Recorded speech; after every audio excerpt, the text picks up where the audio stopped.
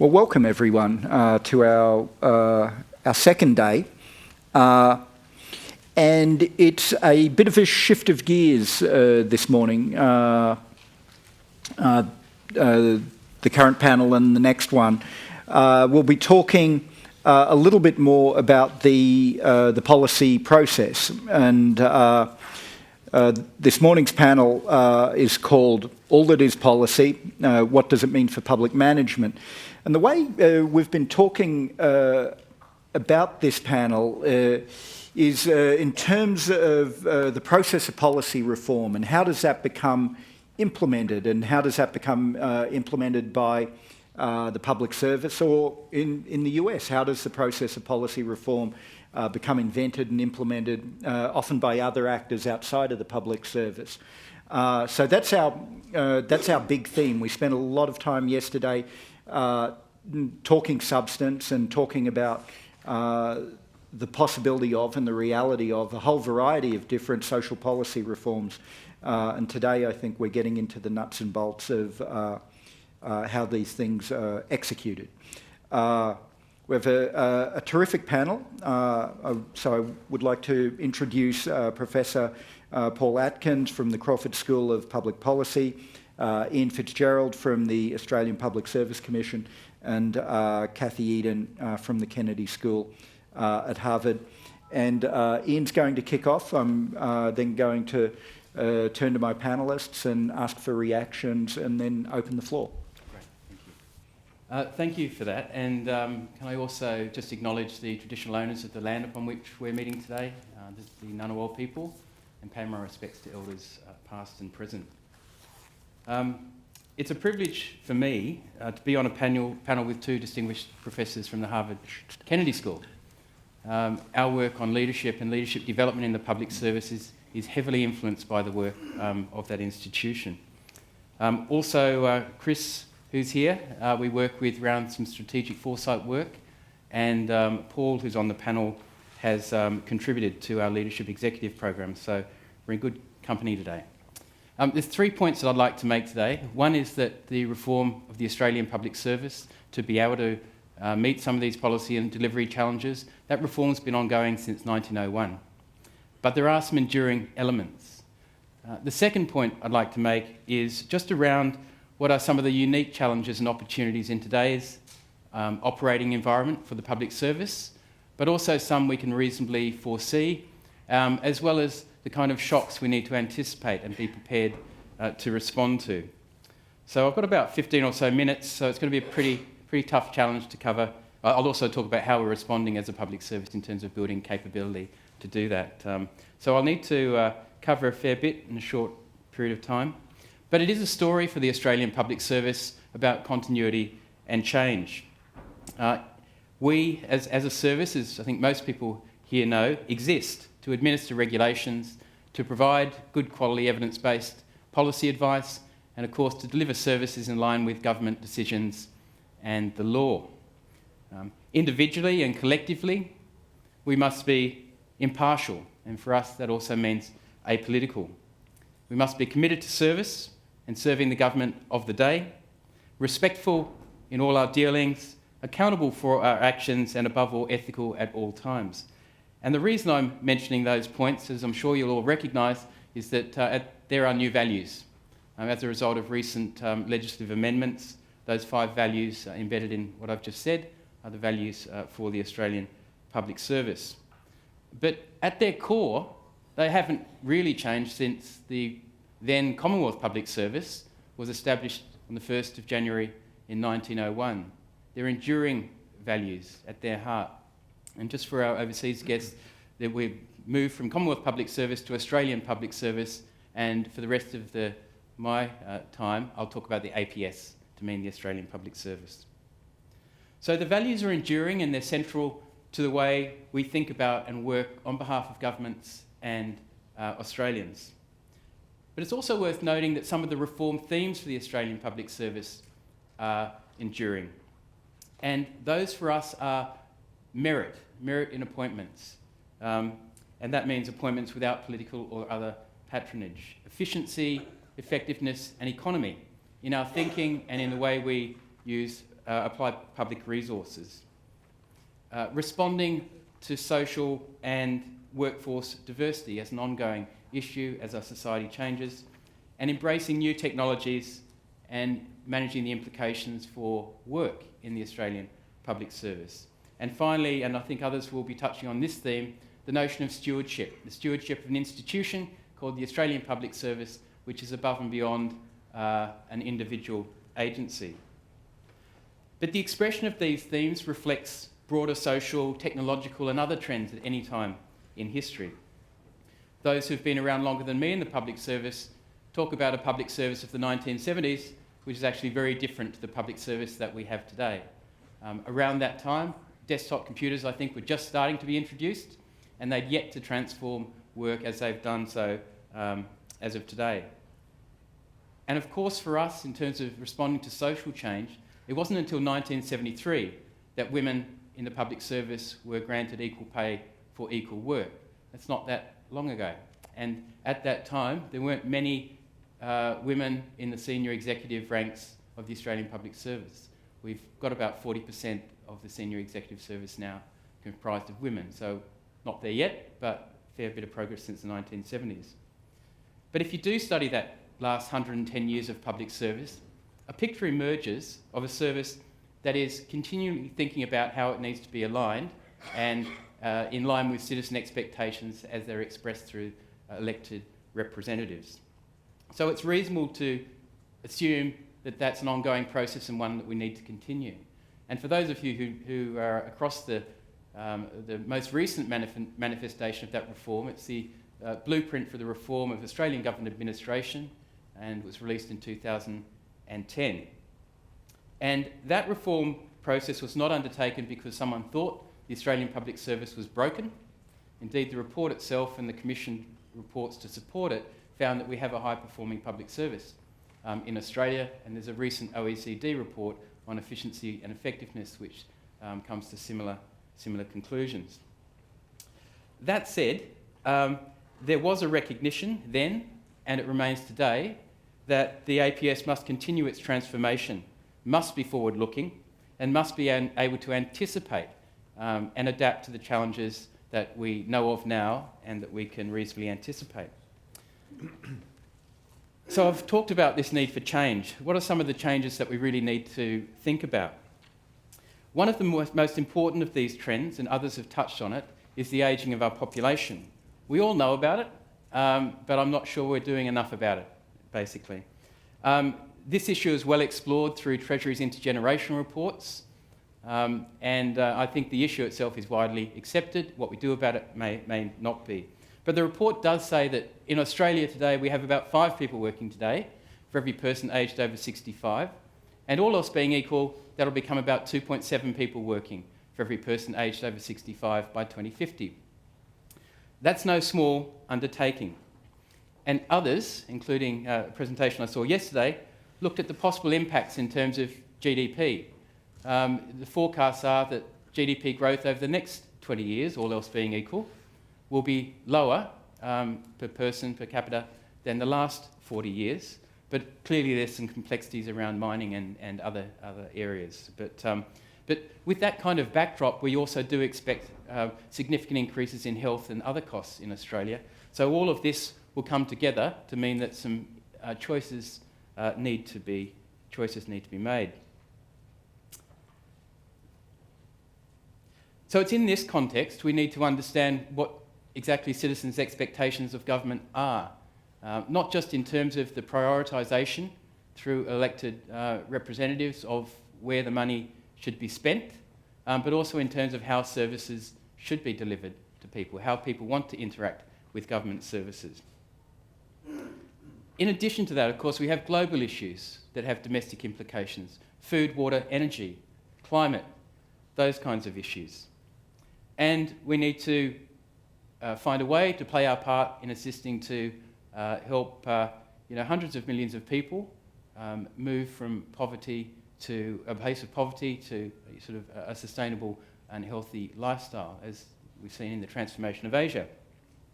But we have to, over the next 20 or 30 years, find a way to feed 2 billion more people as the population increases to 9 billion. In addition, we'll see new industries emerge which require different policy and regulatory challenges in the country.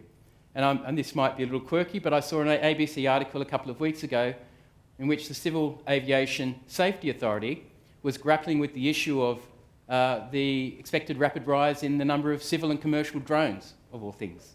And the issue there was it wasn't just about the safety issues, they also had to think about the privacy issues as a result of that change. Indeed, the same article reported the Federal Aviation Administration estimates that in the US, it's estimated that there'll be 15,000 of these things, civil and commercial drones, by 2020, and double that by 2030. It's one of those areas that's advancing in line with Moore's law. So I only mention that because there's lots of other scientific and technological enabled innovations that are being commercialised that may seem a little quirky now, but they're things that we need to think about as a public service as we do in the broader society. Because computers, the internet, social media, social networking were all a little quirky once, and they've gone on to really change the way we think and work and certainly interact with citizens. More recently, as you'll know, there's been a renewed focus on Asia. The white paper was really about how we can adapt positively to the changes that are happening in Asia, how we can find new sustainable opportunities for services, agriculture, and to continue to do so in education, as we also heard yesterday. And we're working with others in the public service on the capability issues that come from that. So my role and my team's role is not to focus on the policy implications here. It's really to focus on the capability to think ahead, to anticipate, to be monitoring some of these trends and issues, to develop strategic foresight in the public service. But then, given that, really be asking what that means for citizens, the community and the nation, and given that, what does it mean for public service capability? Indeed, we're working with the Crawford School on some of these issues, where we're bringing together public servants and academics in fairly small groups just to have the discussions, just to build the awareness of the issues. So some of the bigger issues I've alluded to here have been called adaptive problems. And it's a term that comes from the Harvard Kennedy School. Ronald, I think it's Heifetz, one of my colleagues will correct me, who distinguishes between the technical problems, which have a clear solution, and adaptive ones which don't. But if you are dealing with an adaptive problem, such as our response to an ageing workforce or finding opportunities in Asia, defining the problem itself requires learning and discovery. And as a leader, you're unlikely to have all the answers yourself, and it's actually more important to know the questions to ask. But finding a workable solution requires experimentation, innovation, new ways of thinking, and there'll be failures on the path to success. But it also means working with people who have different views than you might have. You need to work with friends and foes, and simply ignoring divergent views won't cut it. So if you take any of the policy, service delivery or big regulatory challenges that we're facing in the APS, that really matter to the current generation and future generations, there are very few which will be solved by one agency or department alone, and very few that will be solved by a technical solution alone. So we need leaders who are informed generally, but I'd say particularly in relation to science and technology. Not alone, but that's an area where we can probably lift our capability in the public service, and there's some work happening in that area.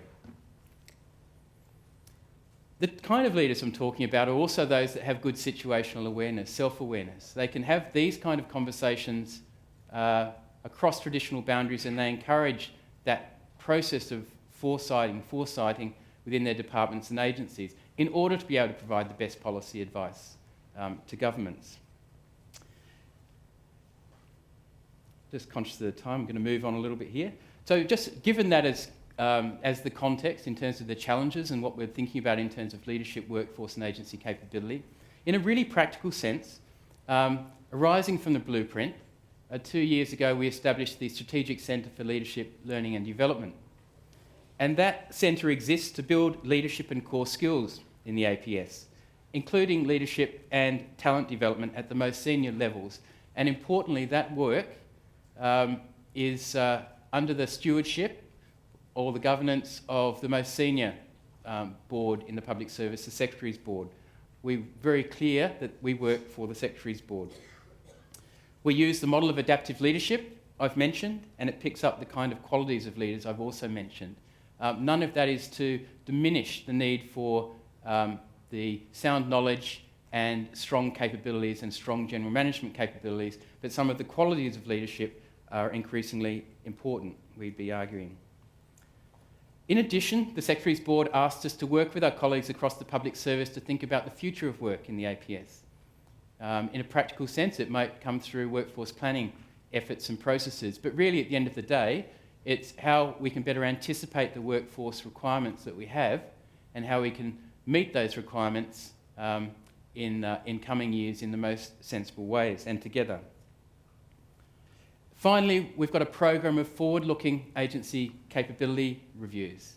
It's a model that came from the UK Cabinet Office, but it's a model through which we assess agency capability in terms of delivery capability, leadership capability and strategic capability, but they're forward-looking reviews. That's what's different. They're not performance audits.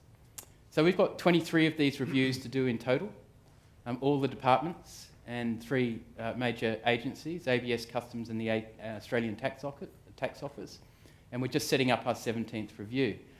So it's important in terms of those reviews, there's action plans come out of them, which are agency or department specific, but we also look for systemic issues that we can address because they may be leadership issues, they may be work issues, future of work issues, or they might be other areas of capability development that we should think about as an Australian public service as a whole. But when we do look at departments through this lens, we look for a breadth of experience in the leadership team to deal with multidisciplinary problems, to draw linkages and insights between policy and implementation. When we're thinking about strategies, we look for achievable strategies that have the cross-agency collaboration, the collective ownership of strategy by all the partners of that strategy, and evidence, obviously, for innovation in not just policy space, but in the delivery space as well. And in terms of delivery capability, we look for concepts such as co-creation, co-design and delivery to make sure all the delivery agencies and citizens, if these are services that are ultimately delivered to citizens, how they're engaged in that process. And there's some great examples around the Australian Public Service of just that. And finally, before I stop, I'd just like to mention the legislation passed in February that I did mention briefly earlier, because it sets out Parliament's expectations of departmental secretaries and agency heads. And it goes to the themes I've mentioned earlier. The amendments confirm that secretaries have a role as the primary policy advisor to ministers. Also, it confirms their responsibility as the administrator of their agency. But it also says, and this is the important part, it also refers to the role of a secretary as a steward of the APS institution, above and beyond an individual agency, and that flows right through for the senior executive service in the Australian Public Service. And that very much is the stewardship to continue the reform process that started in 1901 and to continue to build the capability of a public service that is fit to serve in the 21st century for any government. Thank you very much.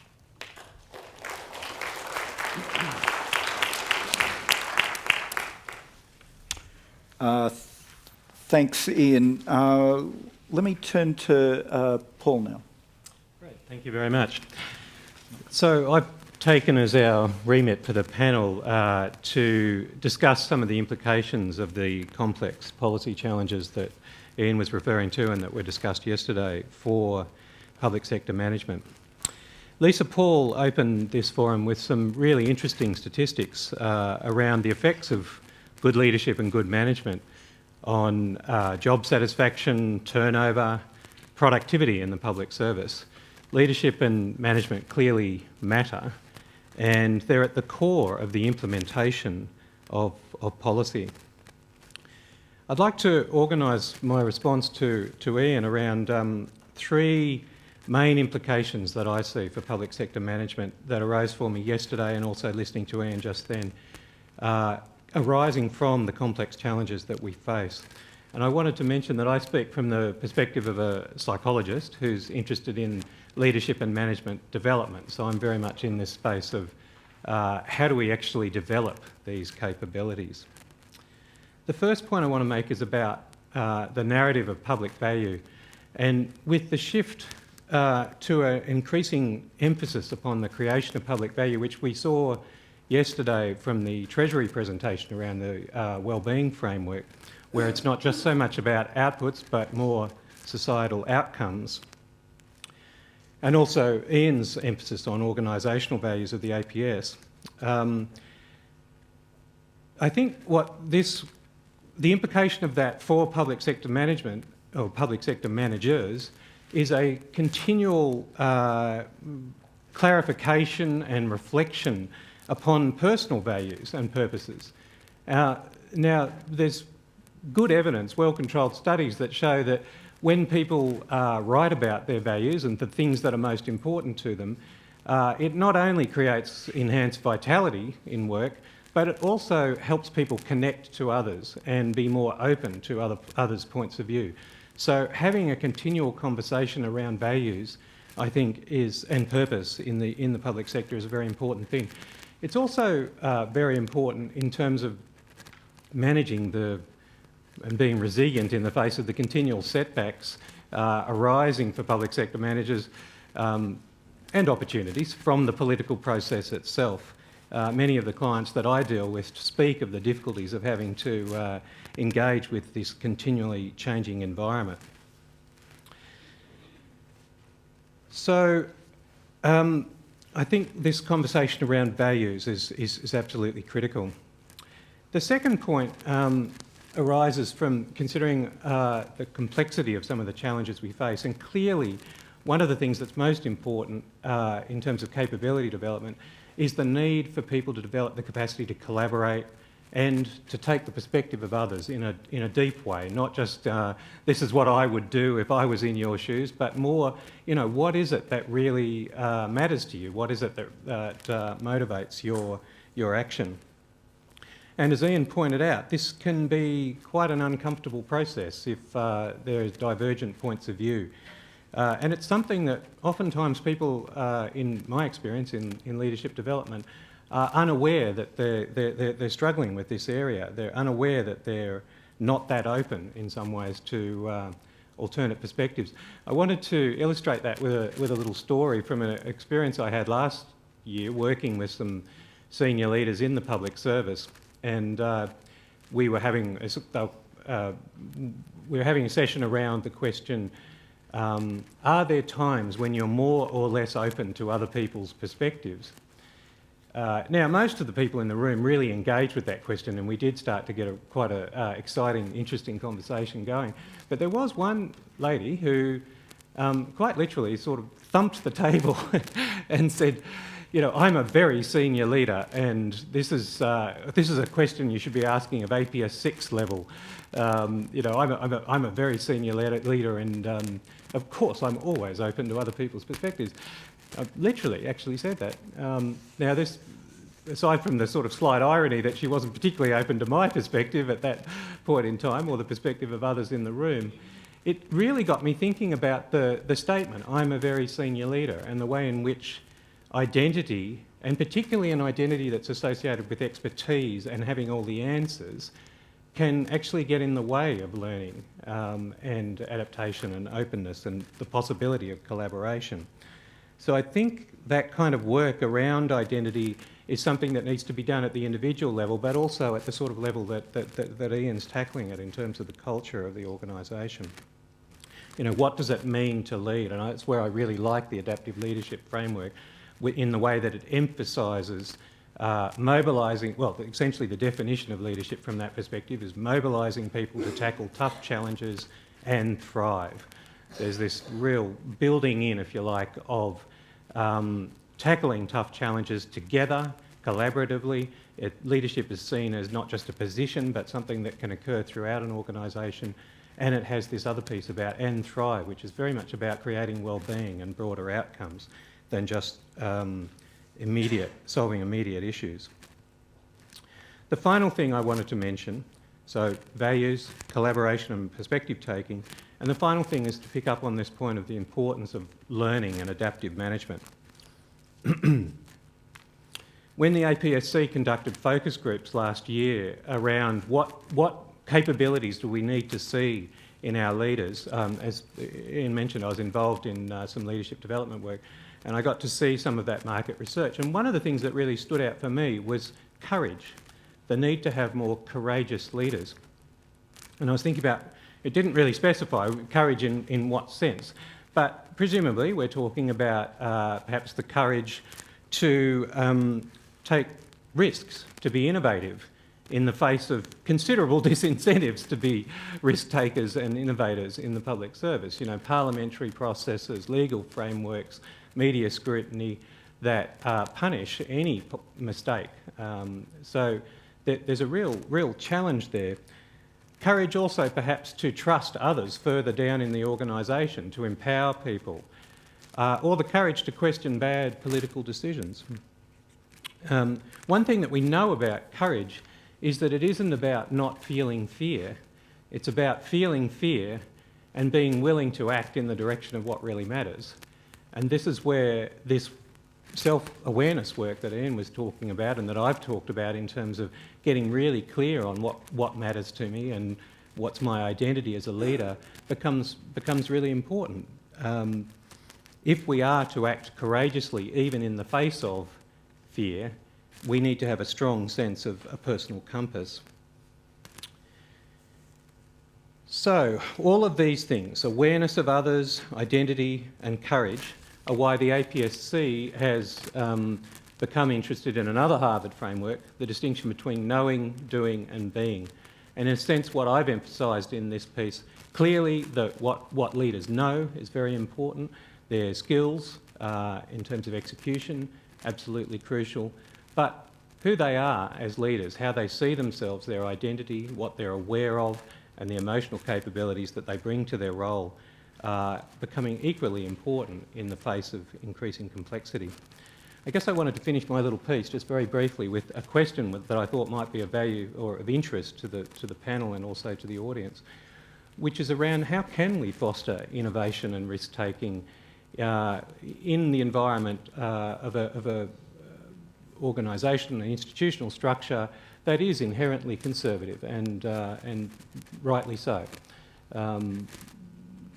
And as Ian was saying in the little discussion that we had beforehand, I think that is not just an internal issue to the public service. I think it's also a question of how the public service relates to the public and institutions like the media. So that's where I'd like to finish. Thank you. Great, Paul, thanks.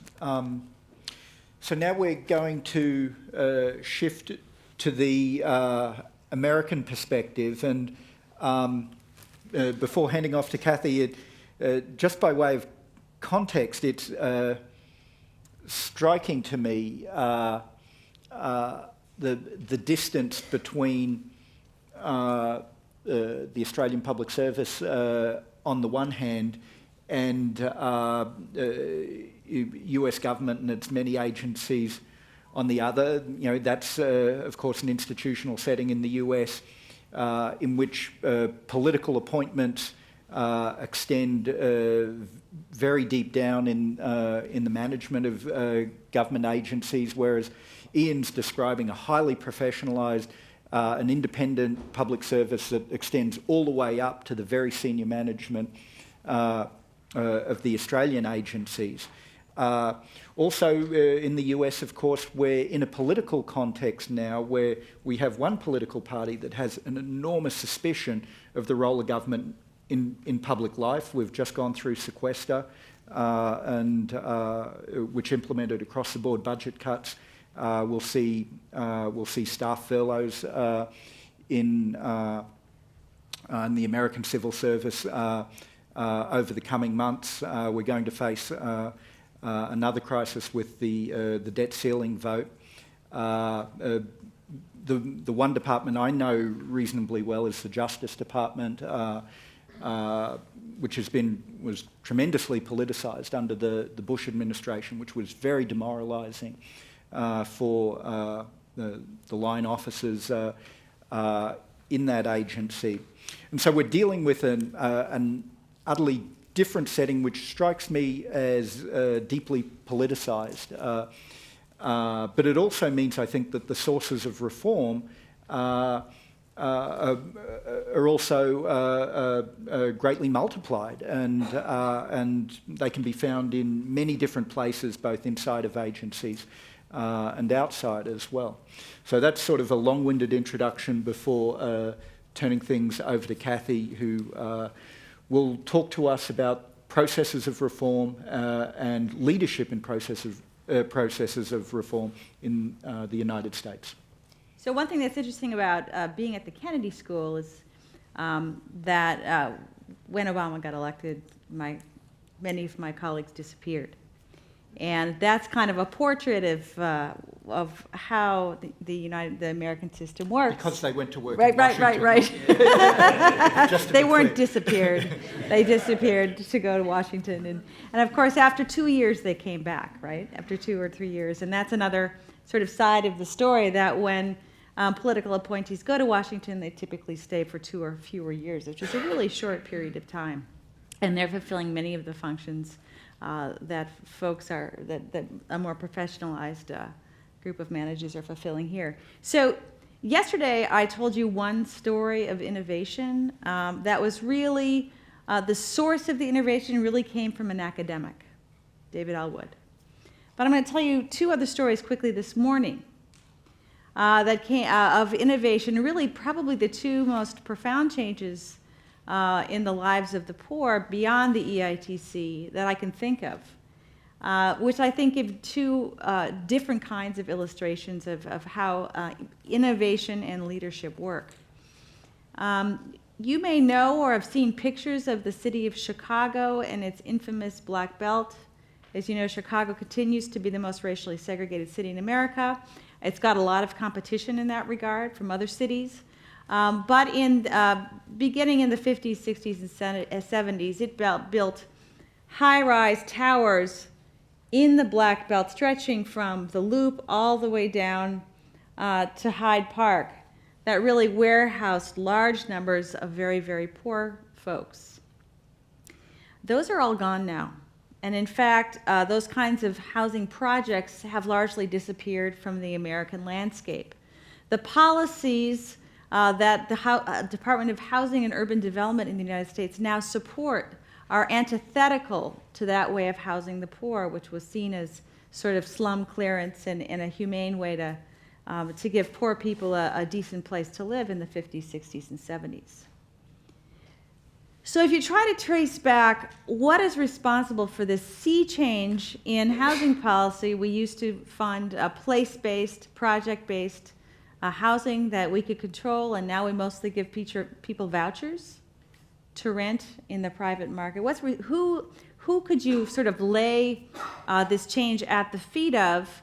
I think the only conclusion to draw from the history of housing policy in the United States is a lawyer by the name of Al Polikoff. Has anyone heard of him? There's a book he's written about this called Waiting for Gautreaux. In the 1970s, Polikoff and his friends decided that this was a discriminatory act, and they filed suit on behalf of Dorothy Gautreaux, a resident in public housing who did not live to see the suit resolved, and thousands of other Chicago public housing residents, all of whom were African American. This was really a racial discrimination suit. It went all the way to the Supreme Court and won. And then Polikoff and his friends were essentially responsible for helping the court to oversee the implementation of reform in the city of Chicago. And they did so through a program called Gautreaux, named after Dorothy Gautreaux, that, among other things, gave residents of public housing vouchers that could only be used in mostly non-black neighborhoods. And so throughout the 70s and 80s and into the 90s, thousands of African American public housing residents from the city of Chicago moved from Chicago public housing into the suburbs and into the white areas of the north side of the city. Then in the mid-1990s, those towers came down. Okay, it's just a huge change in American housing policy. And what's really striking about Al Polikoff's role, if you read his book, is how painstaking the process of reform was. 30 years of patient, tedious legal work were really responsible for this sea change in public housing. So one guy, good idea, and a lot of patience, you know, in really seeing this thing through. And he continues today in his 80s to play a role in making sure that dissent decree is enforced and implemented in ways that are meaningful for African American public housing residents in the city of Chicago. So the second example I will give you is of a kind of an insider. So Polikoff was an outsider, sort of an outside agitator even, you know, kind of an activist who really used his law degree to sort of go after something he saw as discriminatory.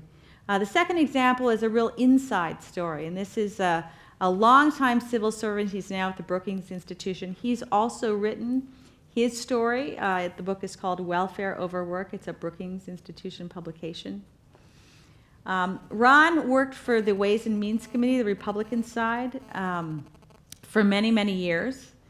And many presidents, many presidential administrations tried to reform welfare. Almost as soon as the modern welfare system was invented in the United States, presidents began trying to dismantle it. Carter tried. First of all, Nixon tried and failed. Then Carter tried and failed. Reagan tried and failed.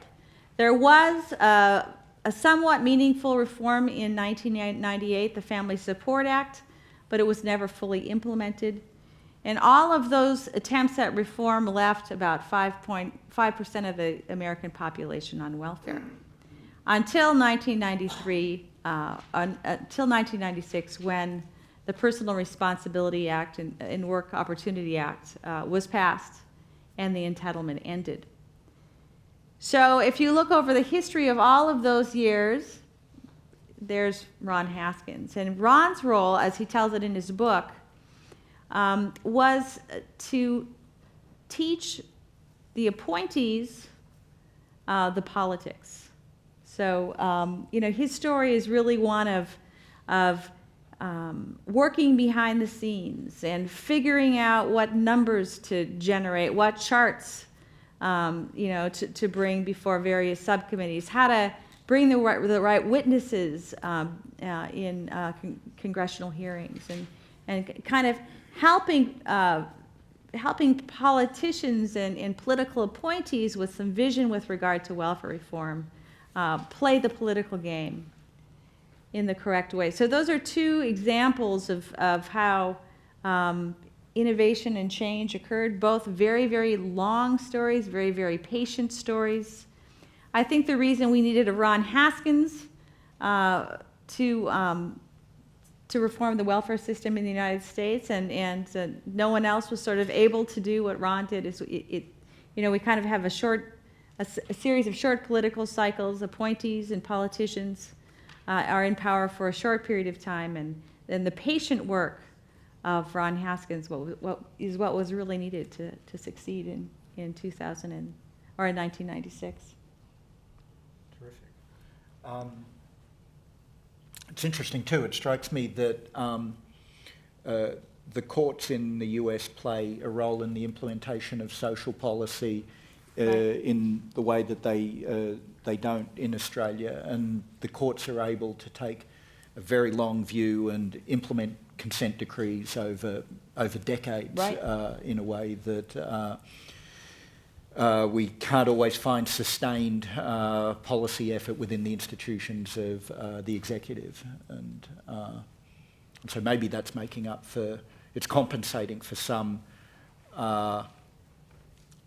institutional limitations of the American institutional structure, where the executive is so deeply politicized.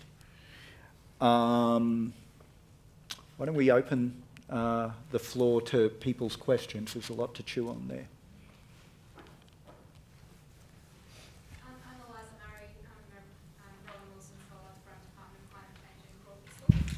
Thank you. I wanted to ask about thought leadership and whether there's a role for the public service in influencing public debate and how that might play out in collaborations between public service and academia. So as I kind of said, my role's not so much the policy areas, but the blueprint for reform that I talked about really did talk about citizen centricity in terms of thinking and service delivery. And if we think about good quality policy advice to governments, the best policy advice is going to be that which is truly reflective of the broader group of stakeholders to that policy. So to me, that's thought leadership if we're developing policy options which are broadly sort of consultative by the time they get to ministers. But apart from that, the actual policy agenda of the day is one for obviously our elected members, but we can influence that through really good policy advice, is the way I see it. Paul or Kathy, do you want to? I'd pretty much echo what Ian was saying. That it seems to me that there's a clear responsibility to provide advice, but that process seems to be able to influence the way in which policies are implemented and executed. So, yeah. What did you actually mean by your focus is on changing the way in which society thinks and feels directly? Was that what you were? Oh, my question is about whether there is a role for the public service to do that, and this is in the context of the new values around and a focus on stewardship and what you were saying about courage. But then I think there is a bit of a tension there with being apolitical and serving first the minister and I suppose some of the more traditional conservative ways that the public service operates. So I just wanted to see what you thought about how that plays out. And in the context of collaboration between academia and public service, that type of thought leadership, I think, is a traditional role for academia. So whether or not through collaboration that could be achieved without a conflict in the values.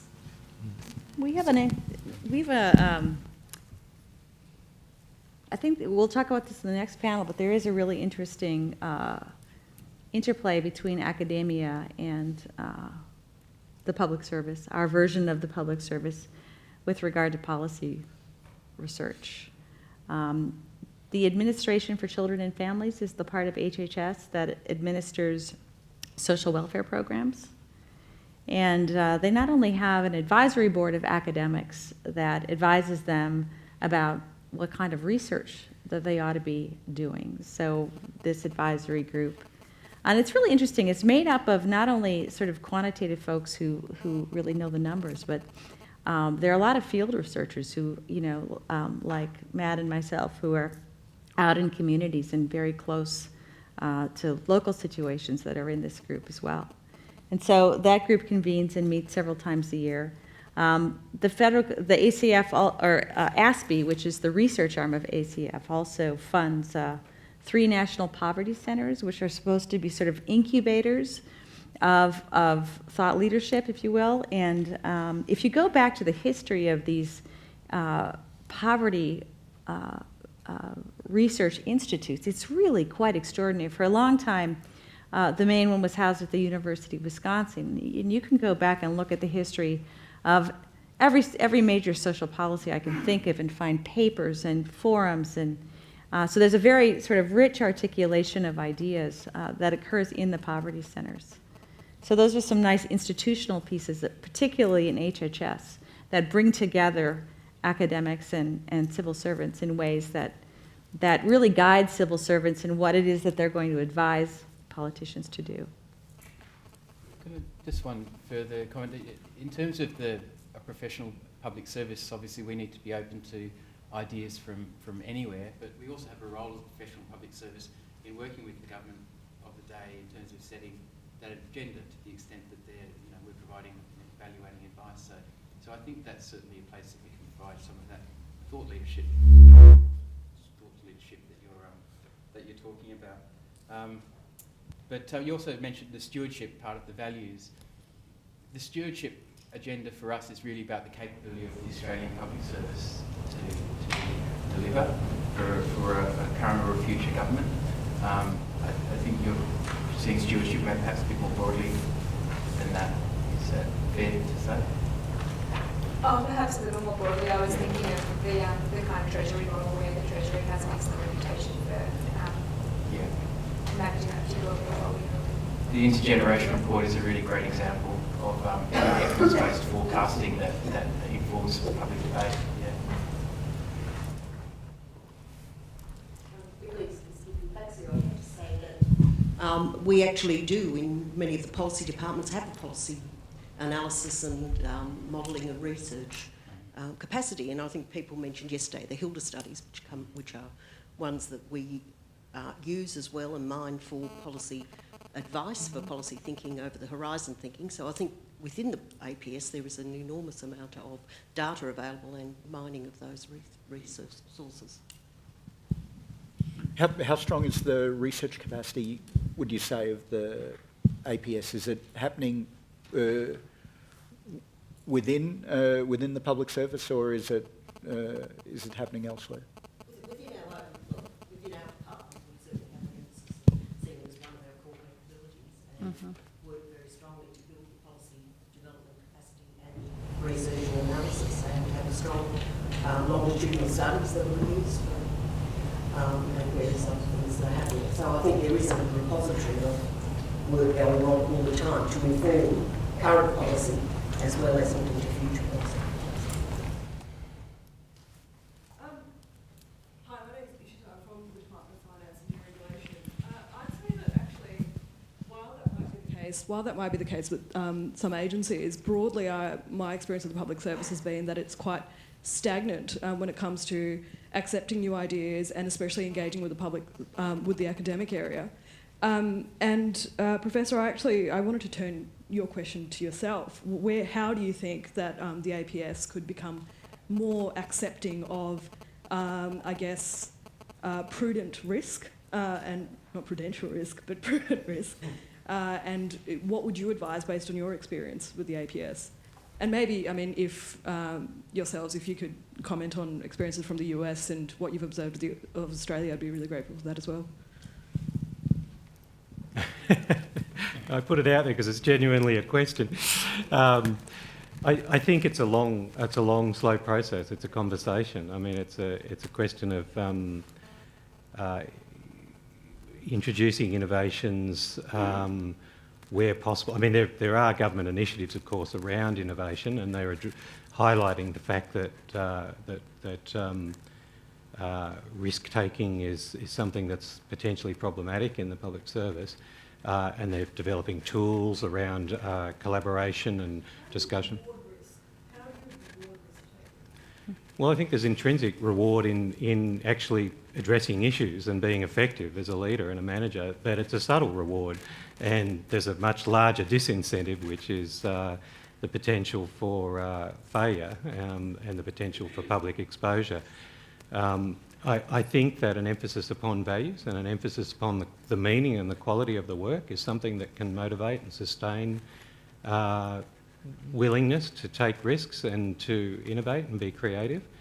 And also, quite frankly, comments such as Ian was referring to, where there's some degree of remit for actually, endorsed by legislation and by the government in being innovative. So it's a question of creating a culture that supports, perhaps somewhat reduces the disincentives. But I suppose the other thing that I think is very important is collaboration. But it has struck me as a question lately whether collaboration is sometimes seen as a way of actually mitigating risk or diffusing risk and kind of, pushing, well, it wasn't my decision. So collaboration could potentially be a double-edged sword, but clearly collaboration and the garnering of multiple perspectives in the process of of policy design and implementation is something that does tend to mitigate some of the risk. I'll just make a comment on innovation. There's, for a number of reasons, we've had the opportunity through the capability review program and other ways to look at the question of innovation.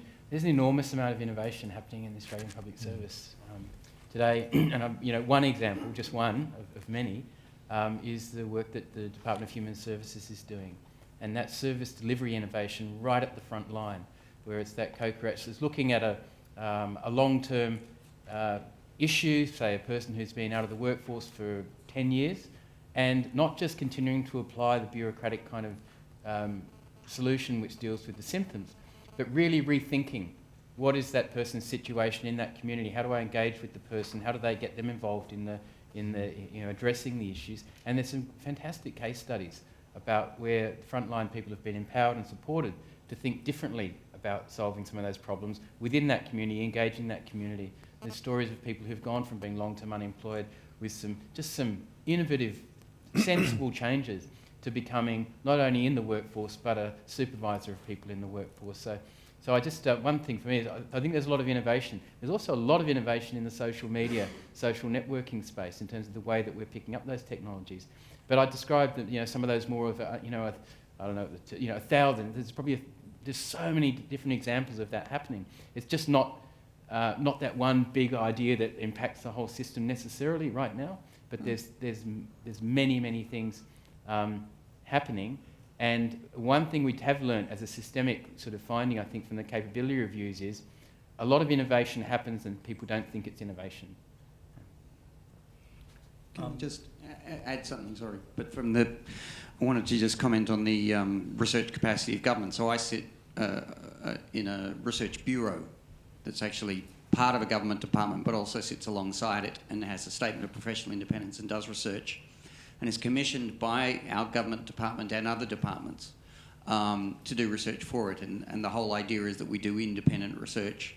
And that, coming back to the risk comment, rewarding risk, we're allowed, more or less, to say what we think we should say. And we're not bound by the politics of the day, but we're bound by giving good evidence-based research advice.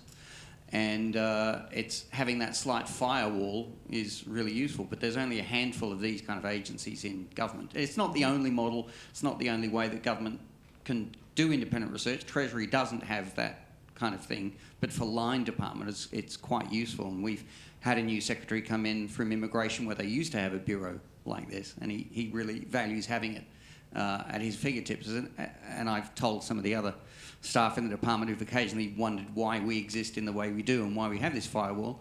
We give you cover. We get to say the things that you might want to say but have trouble saying, and then you can say, well, they said it. These are the findings. We can work with that. And that gives them... the risk problem really happens in the minister's office. That's generally where the risk aversion is going to be highest. It's not going to be in the department. So here's an example of political risk, or here's an example of risk and the management of risk. 3 years ago, 3 summers ago, in Massachusetts, a guy gets released on parole. His name's Dominic Sinelli. He's in his mid-50s. He comes out on parole from Massachusetts Department of Correction, commits an armed robbery, fleeing from the police. He gets involved in a shootout and he shoots a police officer and kills him. Sinelli's rearrested. The entire parole board is fired. A sentencing reform is implemented which introduces a very, very long sentence enhancements for second and third time felons. The new parole board comes in. There's been virtually no parole releases in the state of Massachusetts in the last 2 years. And prior to that time, a number of progressive things were going on in Massachusetts criminal justice. So what's going on here? There's a tremendous asymmetry, I think, in the way costs and benefits are being distributed in this policy domain. And so here's an instance of a policy failure, a very dramatic policy failure that's extraordinarily vivid in the public imagination. The political cost to the parole board and the Department of Corrections, to the governor, is massive. And they have to retrench and move in a very reactionary direction very quickly, out of all proportion to the real cost of the policy failure. And at this time, they're forfeiting all of the benefits of a more progressive criminal justice policy, benefits which are hard to observe and hard to communicate to the public because they're dispersed over a very wide class of people, and for each of those people, they're quite small. And I think a lot of policy domains are characterised by this kind of asymmetry, where the costs can be very, very vivid, and they're focused on particular individuals, and they can be a source of political scandal and so on. But the benefits are very, very diffuse. And criminal justice policy is a very obvious area in which we have this sort of very asymmetric distribution of costs and benefits. But we could think of many other areas. We could think of trade policy or something like that. There's also an area that shares this kind of characteristic. Now, it's interesting, in the US setting, the institutional source of political risk is the political exposure of line officers. And so in this discussion, it seems that there are two sources of conservative implementation. In the Australian side, there's bureaucratic inertia, perhaps. This was one of the suggestions from the audience. On the American side, it's the thoroughgoing politicisation of the bureaucracy, which exposes them to political scrutiny that you wouldn't necessarily see in Australia, which sort of raises the interesting question, well, what institutional configuration then allows the effective management of political risk and progressive policy reform, if these are sort of the two challenges of both the American and the Australian model? We have 4 questions on the table. We've exceeded our time. This is what I want to do, because we've got a little bit of a break until the end of morning tea, so we're going to cut into that.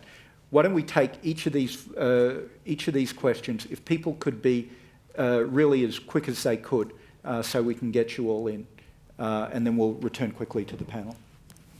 Meredith Baker from the Productivity Commission. I wanted to return to the question that you posed at the beginning. How can we foster innovation and risk-taking in a conservative organisation? Could you speak a little louder, please? Sorry. How can we foster innovation and risk-taking in the conservative organisation of the Australian Public Service? My comment is that I think we can learn quite a bit from the US on this. The US has a culture of using experimentation, controlled, randomised experiments. They do that institutionally. And that in some ways fosters and rewards innovation and builds up the cycle of evidence-based policy from the beginning right to the end.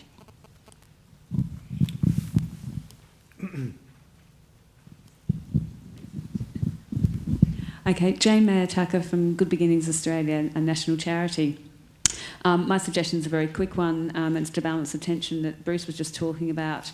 Maybe the solution of that tension is the not-for-profit sector, community sector, voluntary sector, third sector, whichever country you're coming from. And it's about the demonstration. And when I see titles like what is all that is policy and what does it mean for public management, I would see academia, I would see the public management sector being involved, and I would see the not-for-profit sector being involved as well. And it's about demonstration at all levels. I would also like to come back to that question of risk. In my view, in some ways, we don't necessarily recognise, as well as we could, the linkages between risk thinking and decision making, and how well that risk thinking and can be fed into decision-making processes, particularly at the cabinet sort of level. In some ways, we take colossal risks, particularly around reform agendas, because we make huge promises when we put up new policy proposals and that sort of thing, which could be, $700 million worth of investment made off 7 pages worth of thinking. And in some ways, I mean, that's a very, very massive political as well as administrative risk, because I think this comes up in the APS reform as well, is really about that linkage, that continuum between the policy thinking and the actual implementation, which I think we still haven't got a real grip on. And I think I agree with that comment over there about experimentation. I think it's about having that experimentation through that implementation process, and also getting better at staged decision-making processes where we aren't saying, here's the colossal thing we're going to do over the next whatever, and it always is constrained to a 4-year budget cycle, but also starting to think about, well, this is the first step of something. We can review the business case for why we're doing this thing, and is it consistently a workable process, rather than that kind of, here's a big promise, it'll be delivered at all costs, and perhaps the cost is really too high, not only in terms of financial cost, but also in cost to the community of the impacts that we're making, or the impacts on broader stakeholders. I felt there was one more, very quick.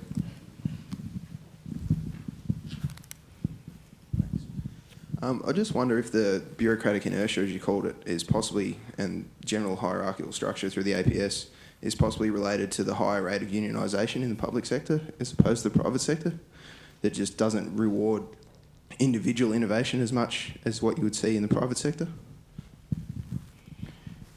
So why don't we take concluding comments and responses, and if everyone could be quick. Shall I go first? Or? Yeah. So the thing that strikes me about that is I agree regarding the importance of experimentation, and clearly that needs to be supported institutionally and by senior leadership. But the other thing that seems to me to be really important is the emerging narrative, and I want to kind of congratulate the APSC for this, and indeed what comes out of Harvard, around what is leadership. Like we do need different models of what leadership is, and models that can include experimentation and learning as front and centre, rather than having the answers and being certain and being experts and so forth. So I think that shift in the narrative of leadership is something that's absolutely central to enhancing innovation. And just to back that up, I mean, the notions that we have and the concepts of leadership that we have, they're not in isolation. We work to the Secretaries Board, so it's we've got that environment. Just in terms of the innovation side, also I agree with the many points of experimentation is a really good way forward, and which I like in the DHS and the social media and other things that are happening in the public service. But I also want to say that the public service does not have a monopoly on ideas, and that's why that research side is so critical. Research for citizens. That's why listening to not-for-profit and all stakeholders, because good ideas can come from anywhere. In hearing this discussion, I think that research might work very differently here in articulating with innovation than it does in the U.S. Randomized trials are everywhere, you're correct. They're almost never done in-house. They're done by academics, or they're done by the professional research firms like MDRC and Mathematica. And almost always those firms are bringing in academics, and they have professional, usually economists, academics on the team. Almost all of these evaluations are mixed method now, so you're hearing directly from people and you're also collecting numbers. But just because we find that something works doesn't mean it gets implemented. One of the most non-cognitive skills are really big in the United States now. We know that cognitive skills are really hard to move with policy, but non-cognitive skills aren't. And one of the most successful programs at moving non-cognitive skills is an educational intervention called Career Academies. Now, we have a fabulous 8-year report coming out 2 years ago about the marvelous effects of Career Academies. The problem is they don't exist anymore. So our challenge is to sort of take what we're learning from these these randomized trials. And there are lots of problems with them that you're going to hear about in the next panel. And feed that back in to the policy process. So this is a superb segue to the topic of research and policy, which we'll turn to in the next panel. Let's break now, and please join me in thanking our panellists.